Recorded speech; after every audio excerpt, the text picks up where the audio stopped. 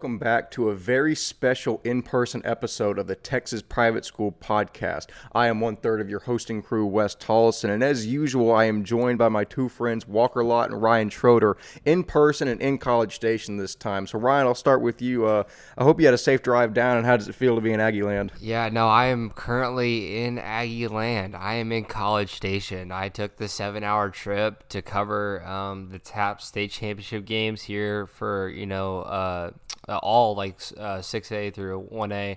And, I had to stop by. We had to do a podcast in person because, first time I even met these guys in person. So it's been pretty cool, though. It's been a pretty cool weekend. For sure, and we had a great time at the TAP State Championships last night. We definitely got hype on the sideline, probably a little less professional than we should have been, but it was a fun time all around. Walker, how did you enjoy the state championships yesterday? It was crazy because I guess for the first time in a while, we've actually had a crowd, and I've been to a lot of football games for the past fall, but nothing like that crowd for the SES versus Houston Second Baptist game was anything close to I've had in months. So it was great to actually be around a good crowd, loud, and actually, what high school sports are all about, the energy, the excitement. So yeah, it was a great time. Going to meet y'all again. So it was really exciting for sure. Oh, for sure. No, it was an awesome time. The energy in the building was absolutely electric. And I recommend go look at Walker's Twitter because we have a lot of clips from the two games last night on there. And just, if nothing else, listen to the crowd noise and electricity that was generated from that. It was an absolutely awesome time as a sports fan. As Texas has started to open back up, and we're really having a good time getting to watch sports at a somewhat normal pace again. But before I go too far, we're actually going to go back and recap all of basketball season with Ryan, of course, because that is his specialty here on the podcast. So, Ryan, I'll hand it off to you and give us kind of an overall recap of what you have. Yeah, so last night, obviously, we were watching the 6A, we were watching the 5A championships because 6 and 5A were actually at two different locations at the same time. I know it sucked, but we were able to watch the 5A girls and the 5A guys. And the good thing about that was, we got to see some really talented teams last night. And we'll go into more depth on the games that we watched by ourselves together last night. But I'll just go into depth about basically what's been, what happened in the 6A game last night.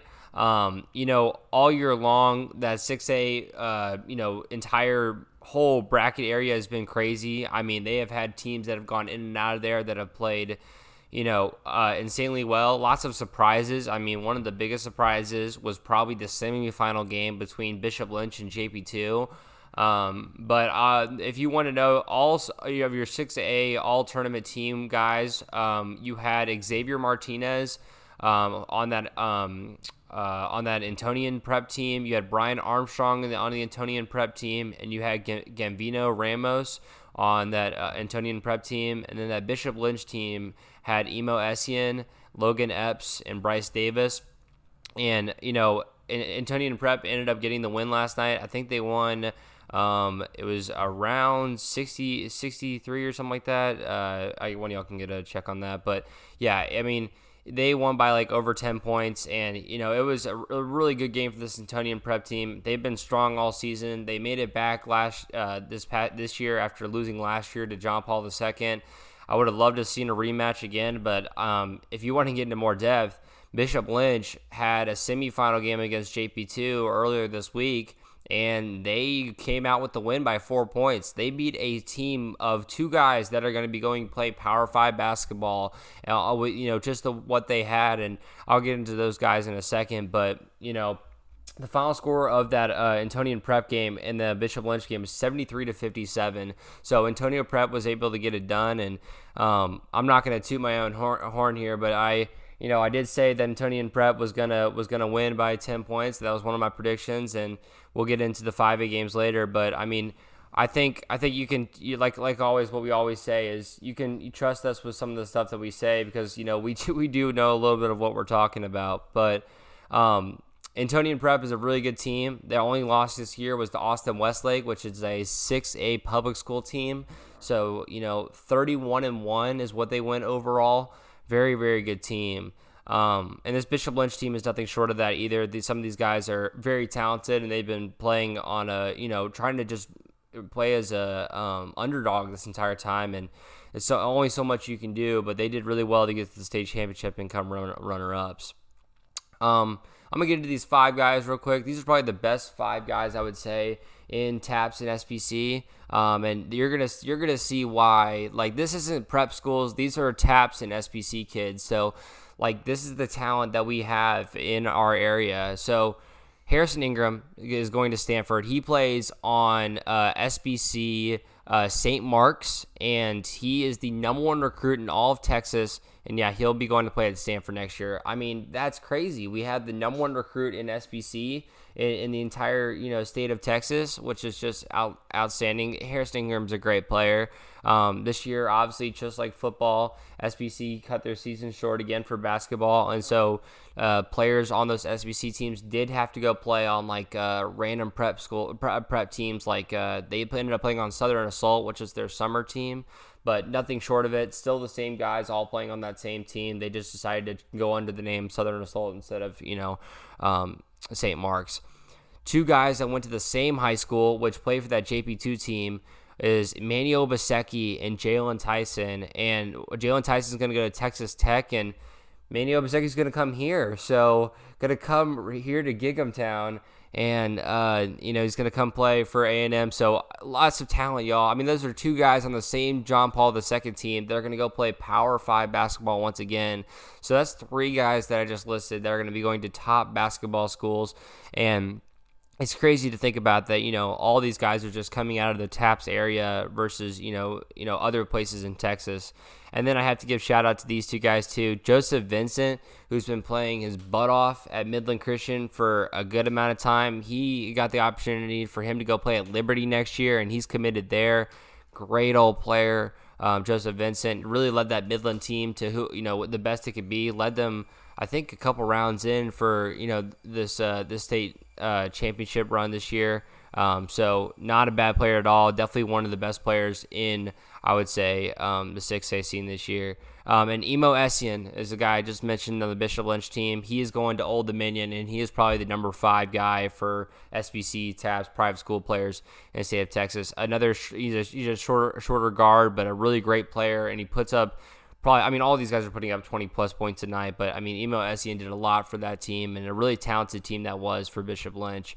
So we'll be excited to see him at Old Dominion next year, and I guess that's just a little recap of your SPC and TAPS boys and what they were able to accomplish this year as it comes to, just an overall recap. Yeah, for sure. And one question I do want to ask you, Ryan, really quickly is, it seems like in TAPS basketball, overall, you're usually going to see that in these sports that public school is obviously a little better than private school, but it seems like TAPS basketball is even more elite. There's a lot higher concentration of talent, even relative to the football. Do you think that's true? And if so, maybe why? So I've always said that, there's the way it works is like in football when it comes to it, there's many opportunities for like guys to go out to the football scene in the public school, and they have to still prove their point. But I think in basketball, there's only five spots, on the court, and guys, some coaches may not like a player, and so they'll go to TAPS and they'll go show out in TAPS because they have an opportunity to play at these small schools, right? And like they'll just go switch up, they'll go play at a private school just because they want that recognition, and they'll turn out to be stars. So I guess that's what you got there. That definitely makes sense once you look at it. Yeah, no, for sure. Looking at I was going to recap some of the other games that kind of just ended. The 6A Girls State Basketball Championship, Bishop Lynch beat the Village School in Houston 56-46. Moving on to the 1A games that just ended earlier today, like 2 hours ago. Cornerstone Christian wins the state championship in 1A over Christ Academy Wichita Falls of 35-27. And then in the 2A Girls State Championship, Southcrest Christian School, wow, not mine, but Southcrest Christian School, beat St. Paul Catholic 58-33. And the 1A Boys State Basketball Championship, Covenant Academy beat Faustina Academy in Irving 50-37. And then in the 2A Boys State Championship, Grace Christian Academy beats Kingdom Preparatory Academy in Lubbock 59-48. So those are the games that have happened today. The 4A games are later tonight. But that's really good. That's just what happened wanted to shout out all those teams. So yeah, back to Wes and Ryan. Yeah, and the next thing we're going to go into is actually the first game that we covered yesterday was the 5A Girls State Championship, where we saw Southwest Christian defeat Houston Second Baptist 54-40 in a game that seemed a lot closer than it was because of the energy that the Second Baptist fans brought to the stadium. But Ryan, I'll start with you first. What did you really take away from this game and being able to watch it in person? I think this was crazy. I mean, were you expecting that much energy right when you walked in that gym? I mean, we haven't seen that all season long from anything. It didn't matter if it was girls. It didn't matter if it was guys basketball. We haven't seen that energy all season long, and I think that was insane. Obviously, everyone showed out for their school. And I did definitely the Houston Second Baptist. I mean, you were telling me that you're at Southwest Christian when they were going on spring break or whatever, but Houston Second Baptist showed up for their girls. I mean, they were there. They were loud and, and proud for their team. I just thought, so much energy between those things, and every single three-pointer that was made, the entire gym erupted. Every single three-pointer that was made, and they would go back and forth, hitting them on each side of the court, like going back and forth, and you hear one roar on one side of the gym, you'll hear another roar on the other side of the gym. No, the best thing was we were enjoying ourselves so much. Every time they'd hit a three, we'd hit the three on the sleeve or the arrow. We were jumping around, dude. It was so fun. Yeah, we're non-biased, by the way. Just like to know that we were having. We celebrated I was all absolutely threes. biased. Go Eagles! Shout out to them. Shout out to them winning back to back. You know how it is. We were having fun with it though. We were having fun with it. We were jumping up and down. There's a lot of fun. That's what it's about. That's what high school sports are about. If you're not having fun watching them, then why are you even there in the first place, right? So I think that was a cool thing. I love seeing Southwest Christian win that game. I mean, they are full of talent. I guess we can even get back into that real quick. But yeah, talented players on that team. You had are they sisters or twins? They're twins, actually. They're twins. Yeah, you can talk about it. So they came in. Coach Menendez, he came in 2 years ago, and just kind of took over this team. And then that was the same year the two twins, the Rosborough twins, came in and just dominated. And plus them, they brought in Dayton Flowers, who is the daughter of our head football coach. She came in, they're all their junior years and now have won back-to-back state championships. And those three were actually the ones who led the team in points. Ariele had 20, Arieona had 16, and then Dayton had 7 for us. They just came in and the program just changed. Shout out to them. They dominated 54-40. There was never really a time in that whole game that it was really ever a doubt. They were up by 10 most of the game. Yeah, it was great to see them finally play since they're from my alma mater. It was just exciting to see how basketball has actually changed, especially for that girls program. And I'm excited to see the future after those seniors leave. But yeah, really happy for them. Great game, great teams, both of them actually. So yeah. I was going to mention that one girl that was playing for Second Baptist. She was making insane. Kate Marshall. Okay, she basically had to put that team on her back. I mean, when it came to the end of the game, they were almost like struggling to get up like a shot or whatever, and she just had to make some clutch shots in the clutch. And I think that just showed that And she was a freshman, wasn't she? No, that was Olivia Savago.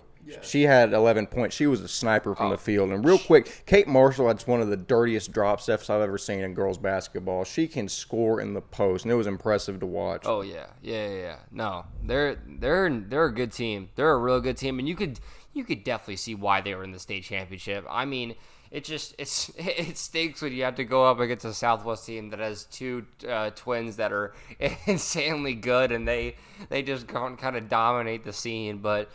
They're going to...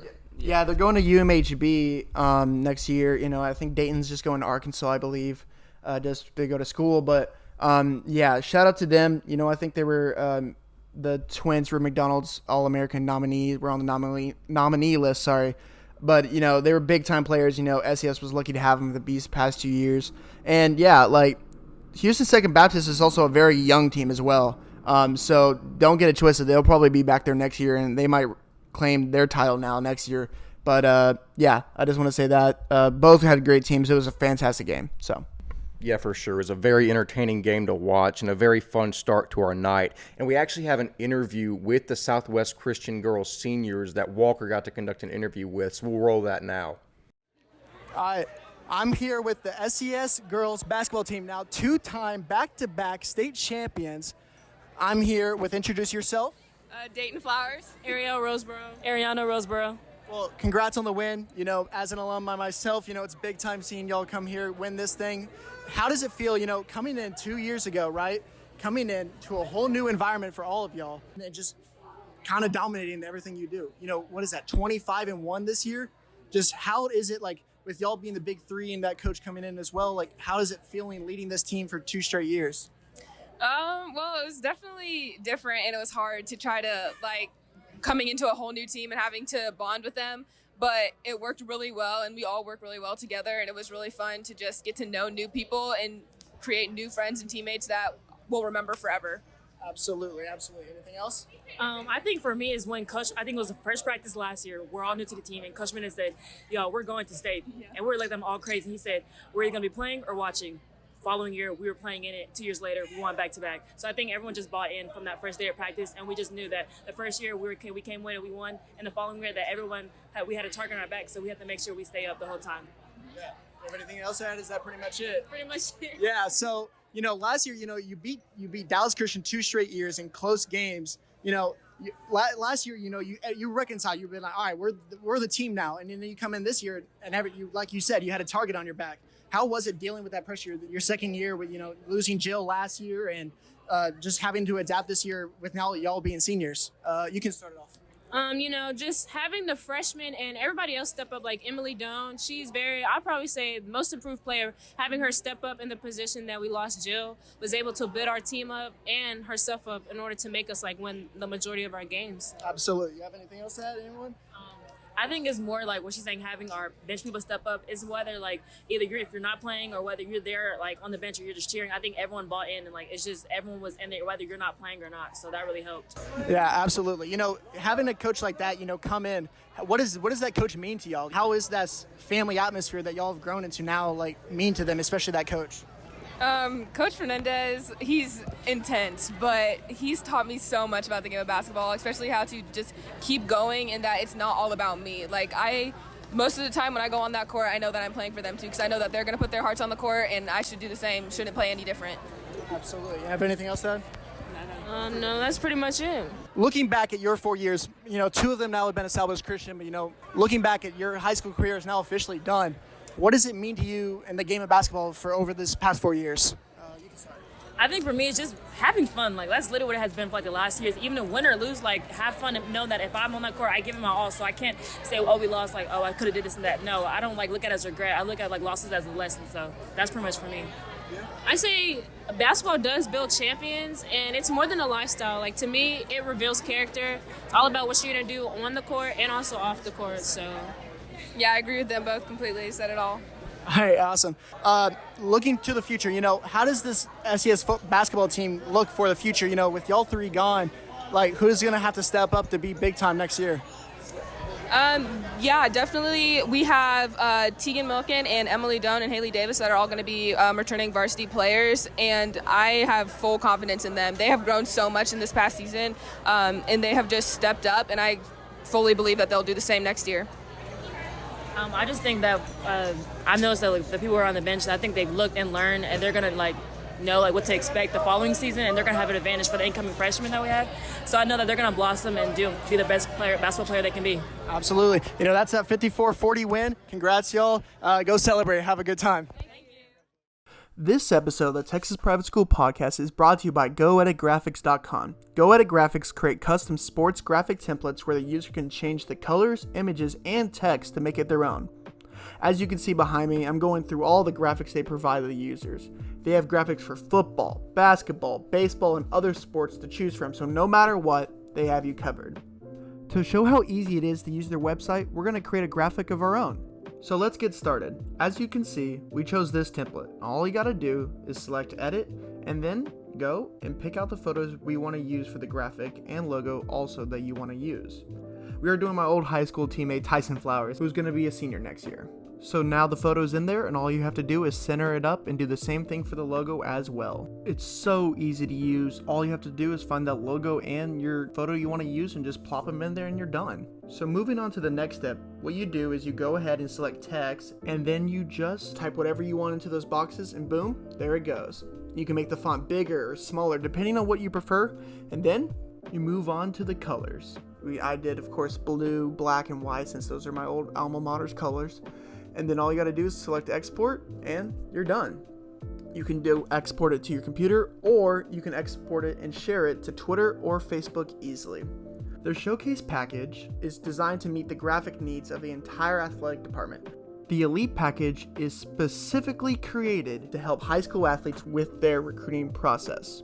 Luckily for y'all, I got yourselves a deal for the showcase package. So, if you mention the Texas Private School Podcast, you will receive $25 off the showcase package.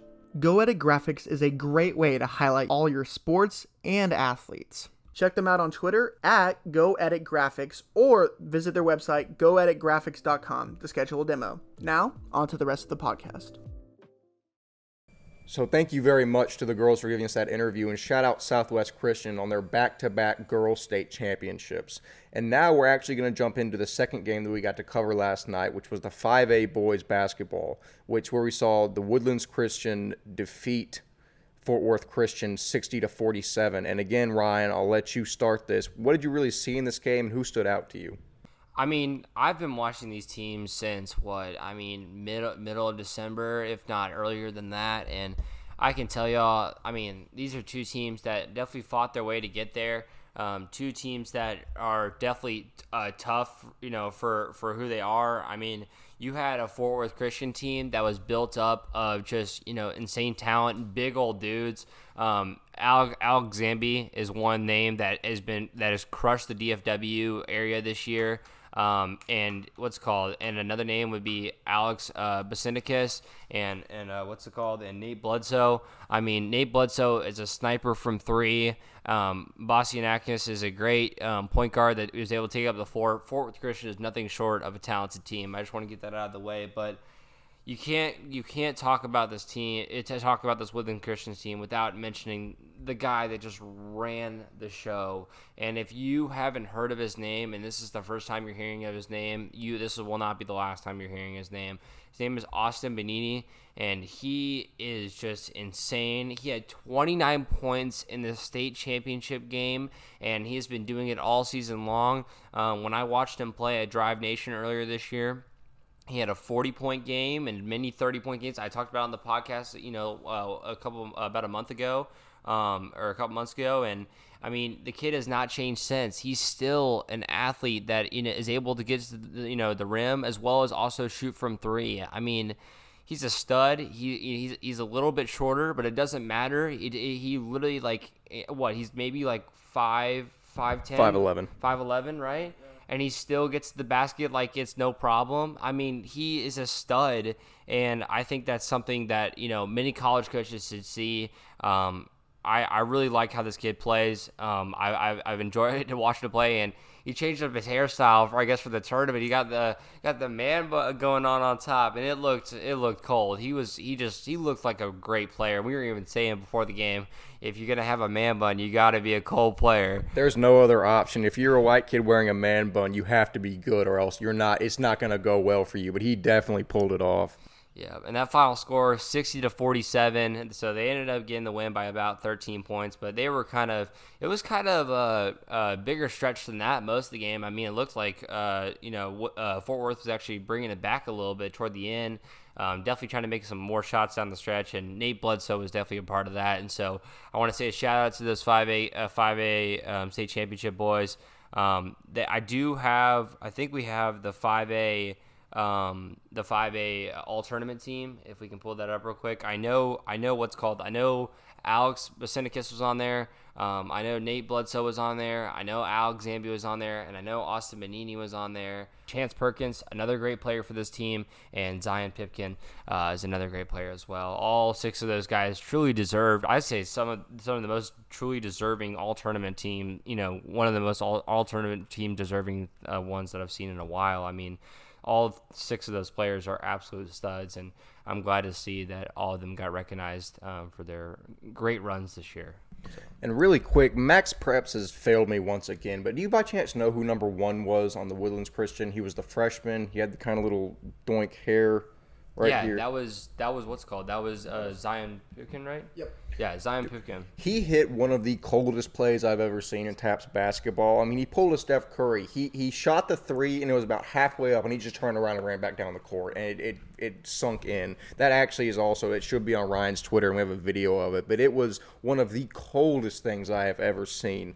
But Ryan, Walker, is there anything else you wanted to hit on from this game? I mean, no. Like, I think I was impressed because, towards the end, like, Fourth Christian hoops never even stopped. Like, they brought it back into a 10-point game when it was like, I think it was like an 18-point game. So, give it credit to them for, having heart and playing to the end. Those guys wanted it badly. And they went through a lot of teams up there in DFW, and they had to face a lot of good teams. And, going to the state championship is not a shame. It's not anything bad. Like, you worked for that and you deserve that credit. A lot of those great guys on that team.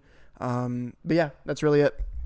Oh, yeah, and it was kind of ironic, but it also played into the fact that it made these games seem a lot closer, that both of the losing teams had much bigger student sections than the teams that won, so they had much better energy. So even if it was like a 12 or 13-point game, it felt like it was a 2 or 3-point game just because of all the craziness that was happening around you. But it made for one of the most enjoyable sporting experiences I've ever attended in my life. It was really, really fun.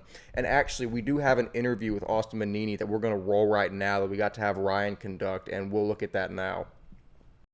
My name is Ryan Schroeder with Texas Private School Podcast. I'm here with Austin.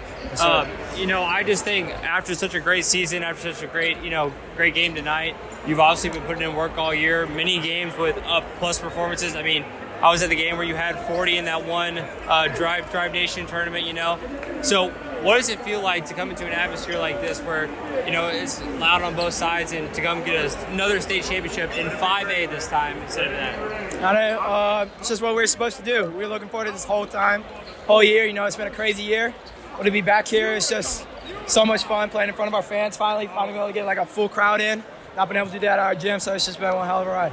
And what would you say is like the transition from 4A to 5A? Is it different, or has it been about the same for you, or how do you feel like your competition has leveled up throughout this year? Obviously a little bit tougher, but we think we're the number 1 team in TAPS, and we came out and did what we did, what we're supposed to. We think we should do this again next year. Let's look and do it again. Are you excited to do this once again? Come through the journey overall once again, come through everything again. You are a young kid, and you got much room to grow. So how do you feel like going into this off season? Coming into summer ball and going into next year, you'll be playing.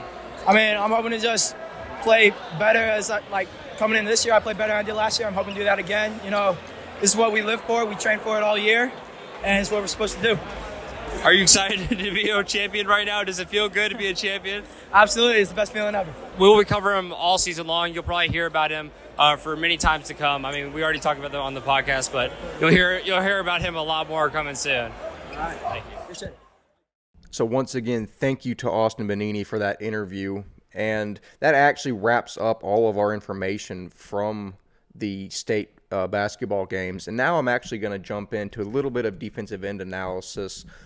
Texas Private School Football Guy put out on Twitter his list of the top defensive ends in TAPS. And as I usually do when these things come out, I'm going to give you a detailed description of the top 5 and then read off the top 10 and let you do your own research. But at number 1, to no surprise, we have Curly Thomas from Nolan Catholic, who stands at a staggering 6'4" and 240 pounds. He has offers from Baylor, Cal, MSU, Texas Tech, Virginia Tech, and about 20 other Division I schools that if I was to read, I'd probably run out of breath. But he's an absolute physical freak. Far and away the heaviest guy we'll talk about on this list by at least 20 pounds. And trust me, that ain't due to fat. There really isn't any debate regarding who should be number 1 on this list, and that's evident if you look at Curly's tape. In the most competitive level of TAPS football, he constantly demands a double team. He'll beat you with a bull rush. He'll beat you with finesse. And he's an elite prospect that you definitely should keep an eye on to make waves at the next level. And I'm saying a lot of things that people already know about Curly Thomas, but Walker, is there something you wanted to add? I remember watching him in that state championship game, and he's just dominant. I mean, you have 20 D1 offers, of course, like you're gonna be dominant. 6'4", 220. He's lanky. He's lean. He's strong too. With him and then Caleb James on the other side of that defensive line, those DNs, that's just disgusting. That's scary for any offensive line to face. He's an animal, man. I believe on the stats on the season, he had, I think, the second most sacks in the whole of TAPS. I mean, just dominant, speed off the edge type of player. He's just lanky and get his hands on you before you even got a chance as an offensive lineman. It's insane. He's a freak. We don't really know where he's going to end up, but he has 20 schools to just do to figure out where he wants to go. And I believe he just dropped his top 8 the other day. Let me find that. Cincinnati, Cal, Virginia, Penn State, Oklahoma State, Arkansas, UCLA, or Tech. So we'll end up where he's going. Just a dominant player. Even on the season, in 9 games played, he had 58 tackles, 16 sacks, 30 quarterback hurries, 32 solo tackles, and 22 tackles for loss.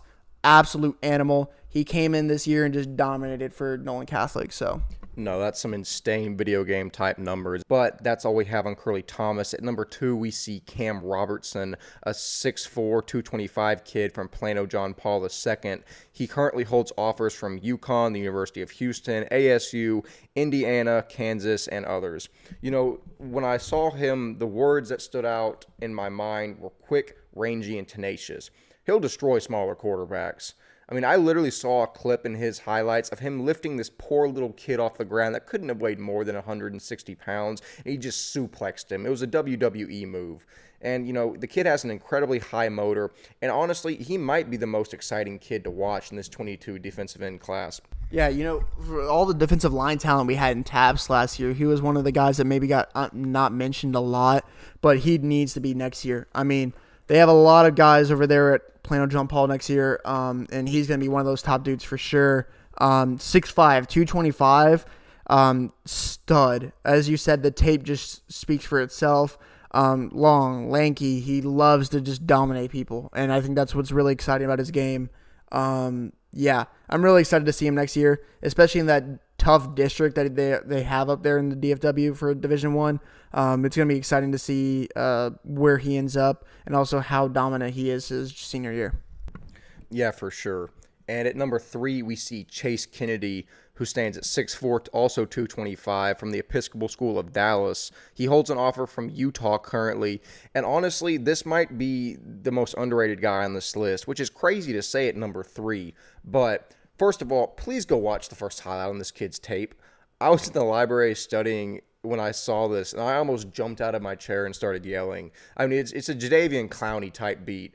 And there's another clip of him where he's the backside defensive end. So the team's like, okay, we'll run a stretch to the other side of the field. He says, no problem. And he just runs him down and turns on the burners. And not to mention, he just nails every quarterback on this tape. I'm very curious to see what his 40 time is, because he might have a faster 40 than some skill players in TAPS. I really wouldn't doubt that. Don't be surprised if this kid picks up more Power 5 offers here very soon. He really might have the most potential on this list, and I really mean that when I say it. So, Walker, is there anything you wanted to add for Chase Kennedy? Yeah, me and Ryan are watching it right now. I mean, dominant. He is explosive off the edge. That's the first thing I saw. His first step is great. He tracks really well. His lateral movement is really, really solid. Yeah, he sheds blocks really well. Wow. As an offensive lineman back in the day, I'd be very scared to go against this guy for sure. He tackles well. I can see why he's number 3 right now, taps behind those two guys. I really want to see how good he is, because his Episcopal School of Dallas is one that doesn't get mentioned a lot because they're not really taps, and in that district they've had some great talent there over the years for sure. I'm excited to see him progress over the next few months, and like you said, I think he's going to be a guy who's going to be highly rated maybe down the road for sure. Yeah, without a doubt. It is currently March 13th, and you heard it here first. If Chase Kennedy starts blowing up crazy, you heard it on Texas Private School Podcast first. But at number 4, we see William Houston, who stands at 6'3", 215 from Fort Worth Trinity Valley. This kid has really great awareness and a high IQ. He's a very sure tackler. And, you normally say that as a nice way to kids who aren't the most athletic. You call them smart. You say they have great awareness. Not the case with this kid. He's also very athletic, which is why he's number 4 on this list. He'll murk smaller offensive linemen. So don't try to match him up with someone that's not an absolute beast in his own right.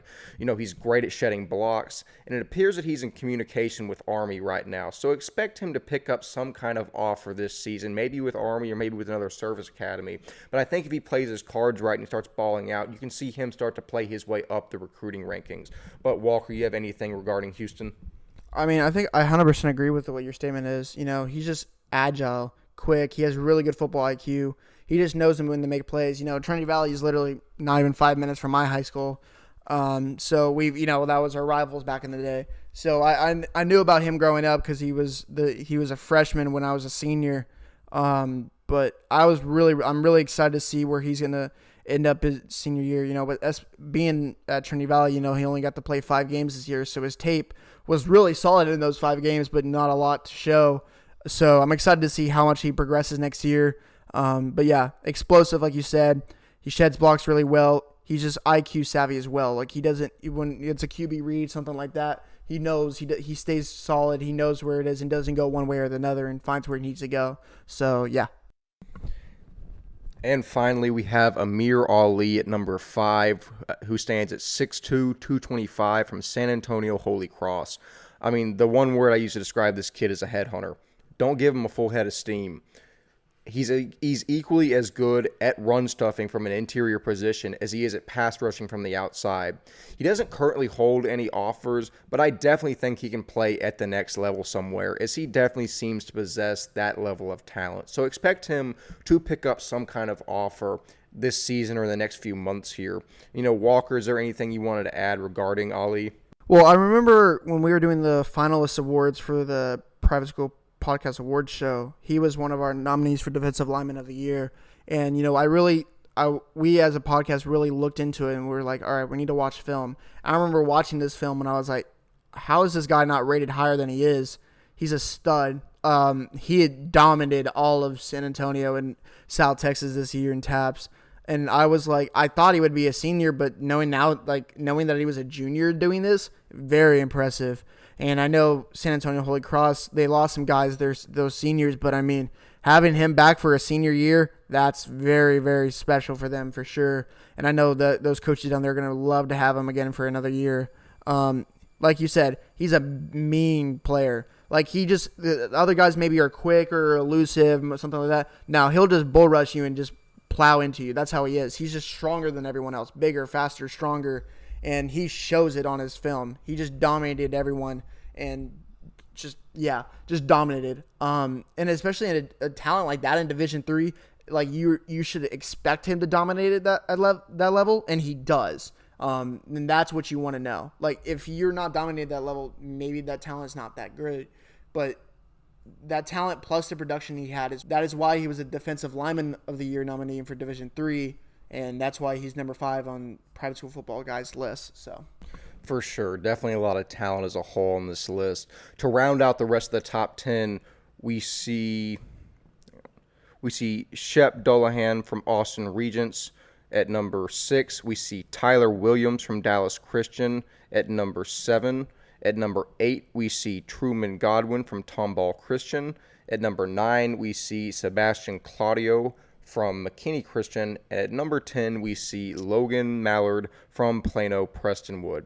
So, Ryan, I'll turn to you now. Is there anything that you want to say regarding this list as a whole and the talent in the 22 defensive end class? I just think I wouldn't sleep on those 3, 4, and 5 guys. They may not have the offers that the first 2 guys. I mean, Curly Thomas is obviously, I'm not saying that Curly Thomas is worse than these kids, because obviously Curly Thomas is by far the best player. But I would say, don't sleep on these, numbers 3, 4, and 5 that we just listed. I mean, these are kids that you have to give them this summer. And once they have time to develop this summer, I mean, these kids could be dominant next fall, and you'll might be hearing more about their names, as they come. I mean, obviously one of them was a finalist for us, so we highly value them. We highly value all these players.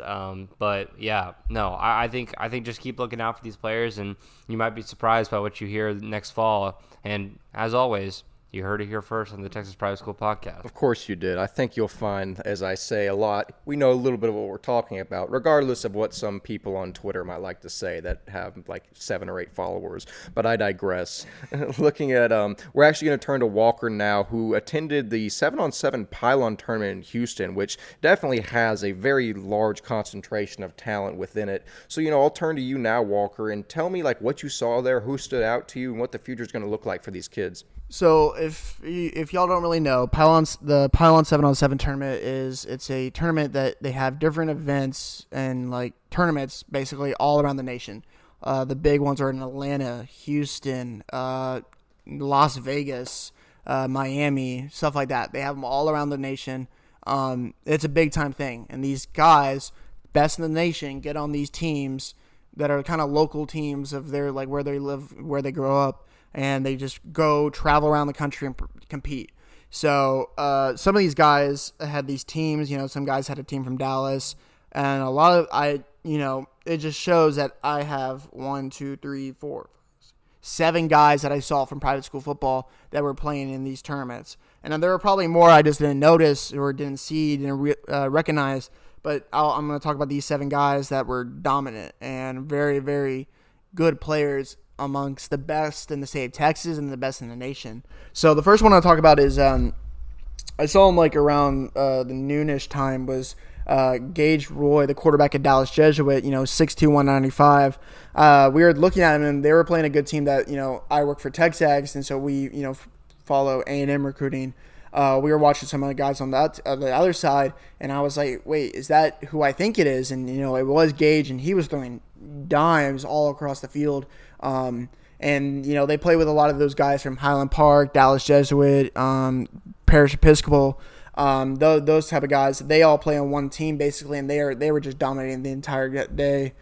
Gage threw great balls all over the field. I know that team was lucky to have him, and that's the reason he was number 2 on our private school football quarterback list this year. And he's going to get big-time offers as the season goes on, his senior year. Threw some really nice passes, man. Like, I was very, very impressed seeing him first time in person.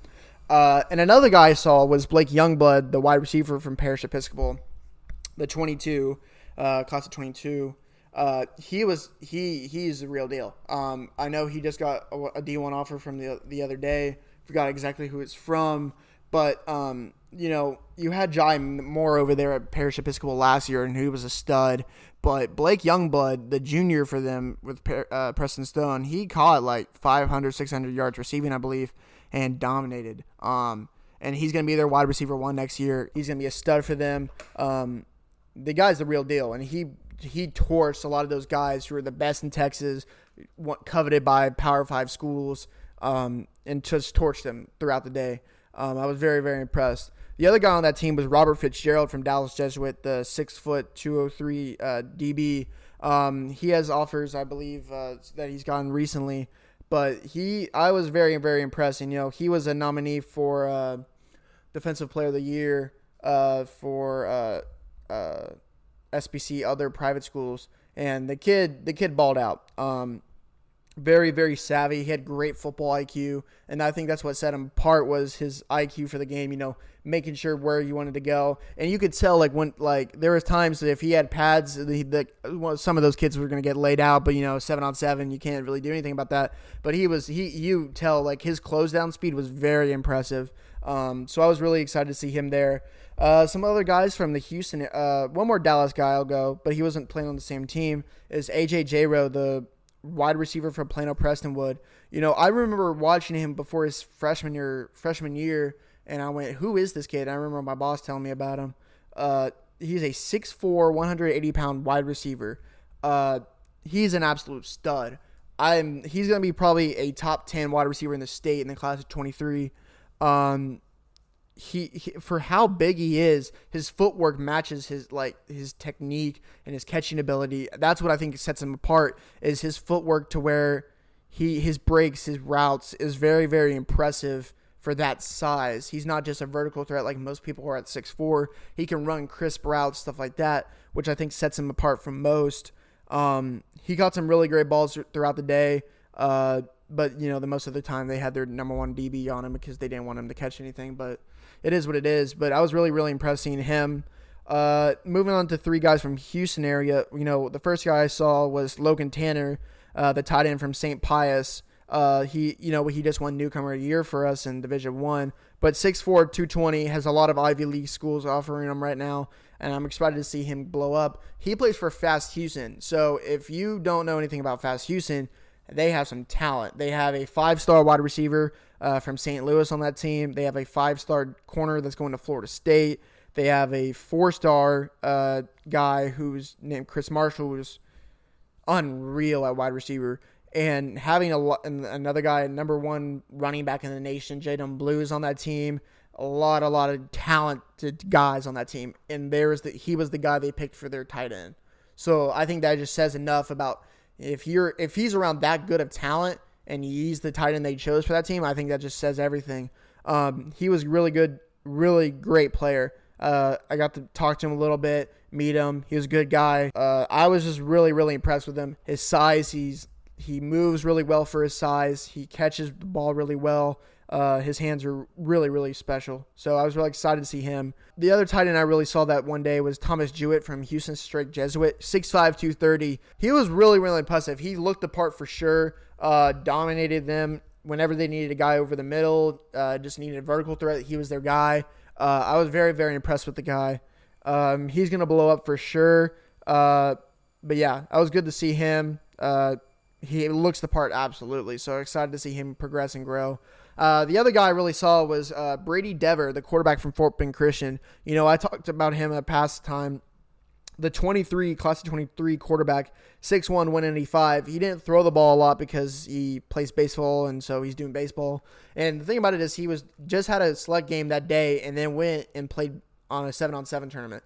So, I mean, that just shows his character of throwing the ball, all that, and then going to throw football right after that. His arm must be dead, but, shout out to him.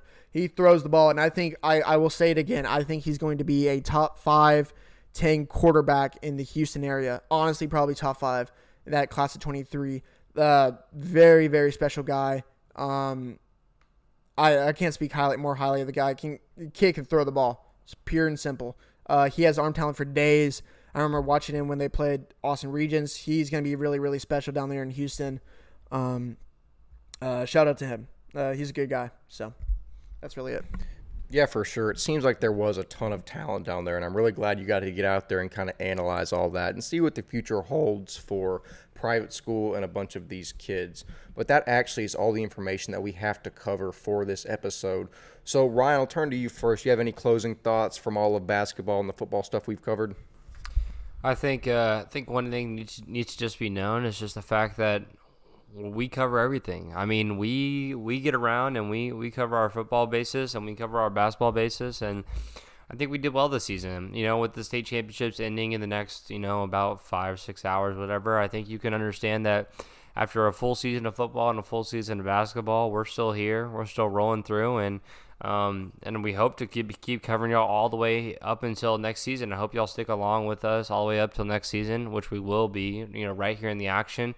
And we'll love the fact that we get to start from the beginning this time. I mean, we started in the playoffs of football last year, and it'll be nice to go week to week this year and be able to actually, go over and have a normal basis of going and picking games each week and all that kind of stuff, right? I think I'm excited for that at least. And so I think that's something that, we're just trying to get back in the groove of. And I mean, August, September can't come any sooner, right? No, for sure. And in the great words of Tom Brady, we are indeed still here. But Walker, I'll turn to you. What closing comments do you have? I mean, I think watching basketball for the first time in a while, I was really, really excited. Met a lot of great people. They were just fun games to watch, man. Great talent over there in private school, especially in basketball. They were just good games to watch. Yeah, and also going to the Pylon event, that was really fun, meeting a lot of those guys who are private school guys, putting a name, face to a name. I think that was really, really cool. I'm going to the Under Armour All-American camp for my job on tomorrow. I'm actually driving up today. So I'm going to go do that. Probably see some guys around the state who are going to be really, really special dudes. Go talk to them. And so, yeah, really excited for this. Excited for the future. Probably the next thing, I want to get someone on for baseball. If y'all have any idea who I can go talk to so we can have a baseball podcast, that would be cool. Get 1 or 2 episodes about baseball since, it is a big sport. And there's actually a lot of people who are actually committed to colleges that play private school ball for baseball. But besides that, my spring tour is coming up. That's my next thing. Excited for that. Go meet a lot of y'all's coaches, players. But yeah, I appreciate Ryan coming down, watch the state championships. It was fun meeting all of us together in actually one spot. So that was really cool. But yeah, that's pretty much it. Yeah, no, without a doubt. And I actually wanted to give a big thank you to Taps for sliding us the media passes last night. We've ripped on Taps a little bit before this, so that was a really cool move of them. And we only got told like once to calm down a little bit and not be so close to the court. But no, it was really fun. Also, big thank you to John Cooper's school. Me and Walker got to go sit in on their spring press conference yesterday. Hopefully we can grab some of the footage from that and slide that in one of these episodes and show you what they have planned for the rest of the semester. But if that's all the information we have, I have been 1/3 of your hosting crew, Wes Tolleson, Walker Lott, and Ryan Schroeder have been themselves. Walker, thanks again for letting us enter your humble abode and be able to record this episode. Ryan, thank you for coming down in person and getting to meet all of us. And this has been the Texas Private School Podcast. We will see you in the next episode. Peace.